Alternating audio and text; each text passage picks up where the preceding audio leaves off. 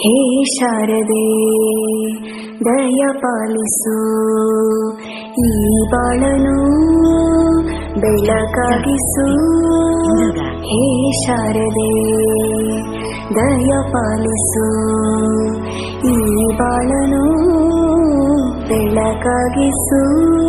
ಹೂವಲ್ಲಿ ಜೇನು ಗುಡಿ ಕಟ್ಟದೇನು, ನೀರಲ್ಲಿ ಮೀನು ಅಡಿ ಮುಟ್ಟದೇನು, ಆ ದೇವದ ಮೇಲೆ ಎಲ್ಲಾನು. ಹೇ ಶಾರದೆ ದಯ ಪಾಲಿಸು, ಈ ಬಾಳನು ಬೆಳಕಾಗಿಸು. ಹೇ ಶಾರದೆ